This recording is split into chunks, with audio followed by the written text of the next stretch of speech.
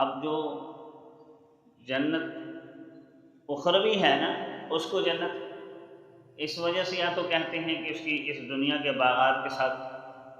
مناسبت ہے، چاہے بہت دور کی ہو، وگرنہ دنیا کی چیزوں کی آخرت کے ساتھ کوئی مناسبت نہیں، لیکن بہت دور کی ہے، یا پھر وہ چھپی ہوئی ہے۔ جن جنین یا جیم نون کا مادہ قرآن کریم میں جہاں کہیں بھی آیا نا تو اس کے اندر چھپا ہوا ہونے کا معنی پایا جاتا ہے۔ جن کو بھی اسی وجہ سے جن کہتے ہیں کہ وہ چھپے ہوئے ہوتے ہیں، نظروں سے مستور ہوتے ہیں، تو اس وجہ سے کیونکہ وہ اخروی باغات ہیں، چھپے ہوئے ہیں نظروں سے،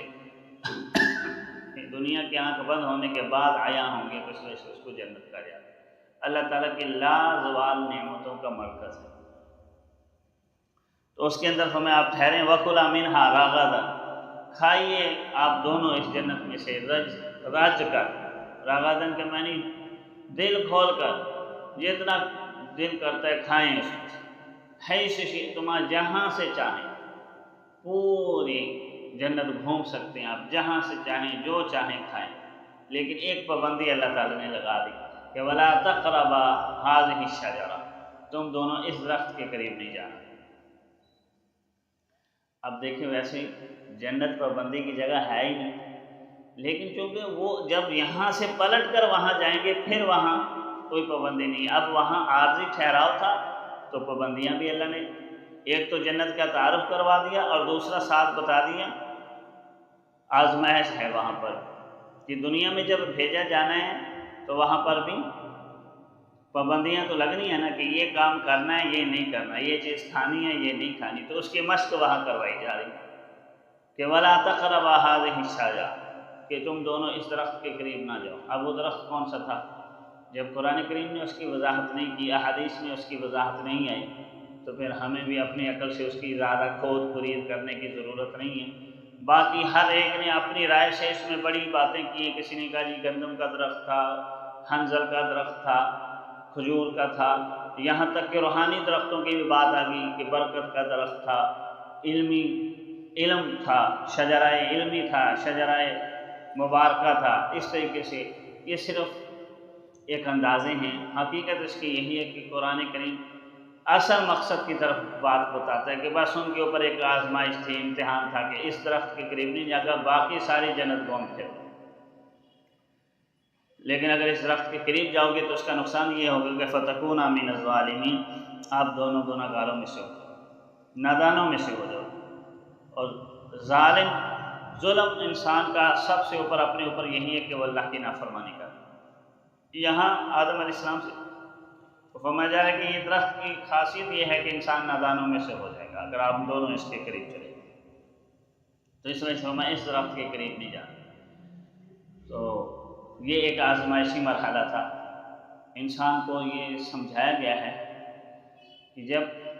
اللہ رب العزت کسی چیز سے روک دیں تو روک جانا چاہیے، اور اسی میں ہی ہماری بھلائی ہوتی ہے، چاہے وہ چیز ہمیں کتنی ہی دلکش کیوں نہ لگے،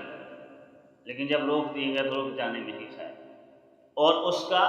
متبادل اللہ رب العزت نے انسان کو دیا ہوا ہے، ایسے نہیں ہے کہ ایک چیز سے روک دیا اور اس کی طرف انسان کی طلب ہے اور اس کا متبادل نہ ہو، ایسے نہیں، متبادل ہوتا ہے اور زیادہ ہوتا ہے۔ جس طرح یہاں صرف ایک درخت سے روکا گیا، باقی کہا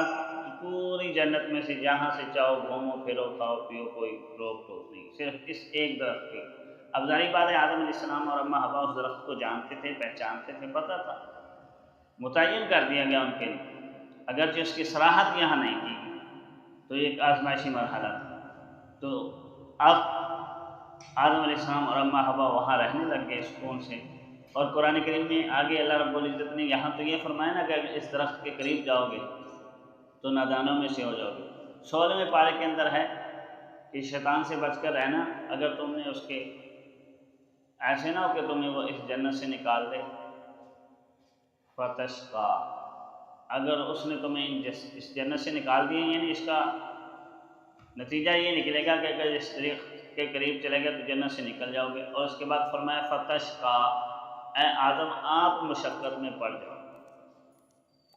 یعنی جنت سے نکلیں گے تو دونوں ہی، اماں حوا بھی اور آدم علیہ السلام، لیکن مشقت میں پڑیں گے صرف آدم علیہ السلام میں آپ نے مشقت میں پڑنا ہے، کیوں کہ بیوی کو تو شریعت کہتی ہے گھر میں آرام سے بیٹھ، باقی کھانے پینے کی جو فکر ہے وہ کس کے ذمہ ڈال دے گی؟ شوہر کے ذمہ ڈال دے گی، تو مشقت اسی کے اوپر ہے۔ کتنی شریعت نے سہولت دی ہے۔ یہ الگ بات ہے کہ عورت کو خود جو ہے نا وہ مشقت کا شوق ہو گھر سے نکلنے کا، تو اپنے شوق پوری کرتے رہیں، وگرنہ شریعت نے تو اس کو مشقتوں سے بچایا ہے، مرد کے اوپر اس ذمہ داری ڈالی ہے۔ اللہ رب العزت کی ذات ہمیں ان حقائق کو سمجھنے اور ان کے اوپر عمل پیرا ہونے کی توفیق عطا فرمائے۔ وآخر دعوانا الحمدللہ رب العالمین۔